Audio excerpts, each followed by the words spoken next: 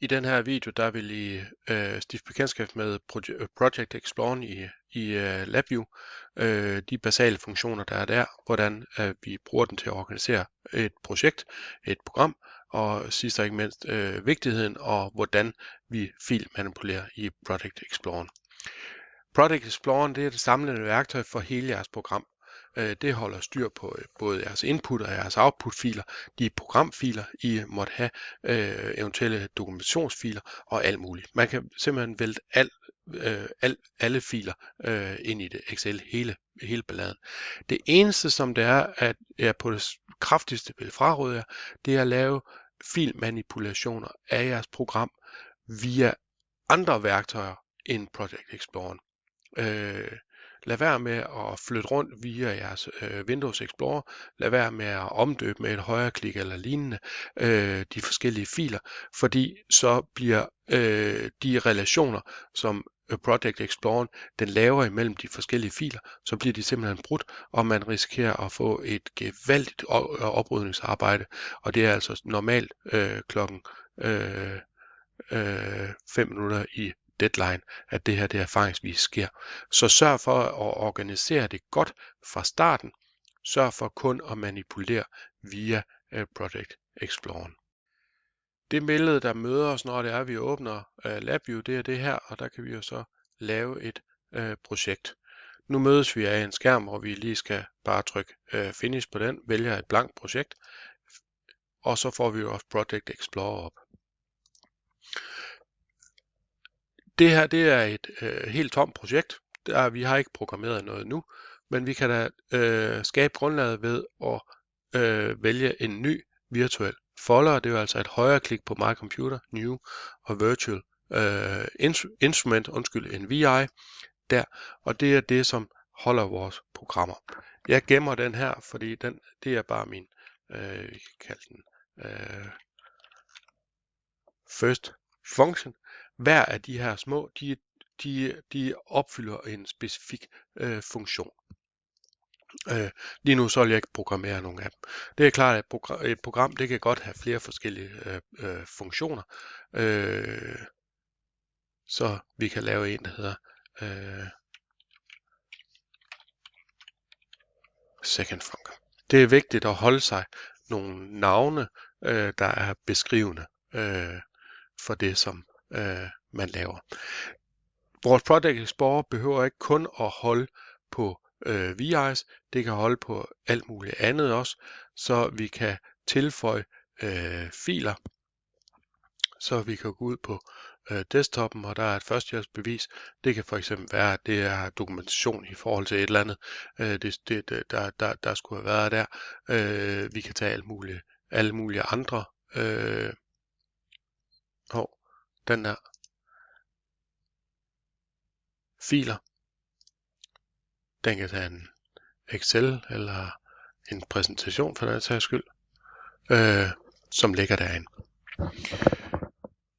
Det er klart, at efterhånden som programmet det får flere og flere features og så videre, så gror den her Project Explorer, og den gror typisk så meget, så det er, at man mister overblikket lidt. Så man kan organisere det på to forskellige måder, og den ene måde, det er ved at tilføje en virtuel folder. En virtuel folder, jeg kan kalde den her for dokumentation. Sådan der. Og så kan jeg tage de her to og trække op i den. Hvis jeg går ind og kigger i mine filer herover, så kan jeg se, hvor de forskellige ting de ligger. Så mine VIs, dem lagde jeg altså ind under temp, mens at mine førstehjælpsbeviser og så videre, det ligger på desktopen.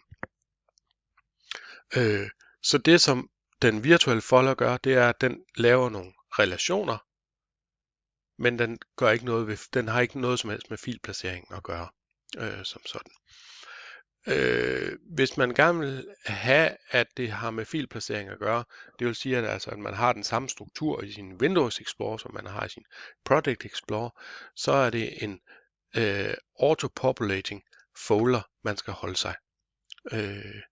Og nu kan jeg gå ind og lægge den her ind i temp og lave en ny folder, vi kalder auto.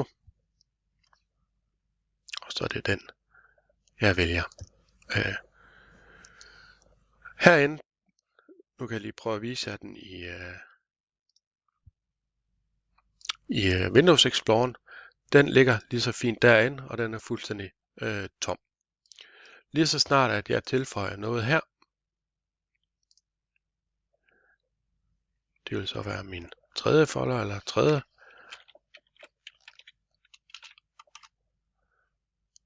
funktion, jamen så ligger den inde i min Windows Explorer. Den ligger der. Hvis jeg inde i min Windows Explorer vælger at sige, at jeg vil gerne lige have et tekstdokument, det kan være et eller andet data, halløj, der ligger der, jamen så kommer det også op og ligger herover. Så den svarer altså en til en, og det er der mange, der synes, at det er den nemmeste måde at gøre det på. Jeg er sådan set ligeglad. Det der er styrken ved det her, det er, at når I skal aflevere det, så det er at få zippet jeres fil, så at den kan køre, når vi åbner. Det går normalt meget nemt, men det er der noget om i en anden video. Så det jeg egentlig gerne vil have væk nu, det er lige de sidste her. De VI's jeg har. Der. Faktisk vil jeg kun have den ene af dem væk. Fordi det her, det er sådan som tingene de skal se ud, når vi ligesom er færdige. Der må kun ligge en VI ude i råden, og den må faktisk ikke hedde sådan noget i den her retning, den skal hedde noget andet. Jeg trykker F2 eller et højreklik, og så renamer den. Men bemærk, at jeg gør det inden for Project Explorer, og så kalder jeg den for main PE demo.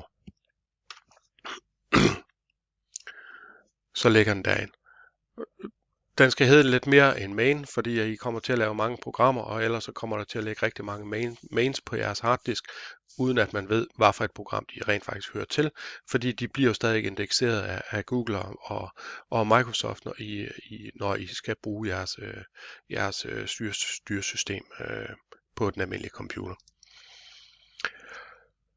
Så al filmanipulation, jeg sagde det indledningsvis, al filmanipulation, det skal ske for Project Explorer, fordi ellers så foregår den her zipning af projektet, så foregår den ikke gnidningsfrit, og så får vi nogle programmer, der ikke kan køre, når vi åbner dem og skal give feedback på dem, og det er vores liv simpelthen for kort til.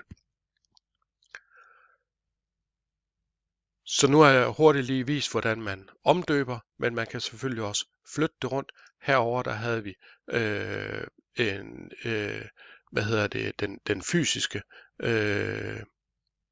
den fysiske placering, og jeg burde egentlig nok kunne tage den her og lægge ud i temp, ikke? Jo, så ligger den ude i temp, og hvis jeg ser min temp, så er min data lige pludselig kommet herud, og min auto, den har den selvfølgelig ikke mere. Så vi kan sagtens flytte rundt på dem, men det skal ske udefra eller inden fra Project Explorer. Det er simpelthen det aller vigtigste i den her relation. Sidst så gemmer vi selvfølgelig projektet også. PE demo kalder den det samme som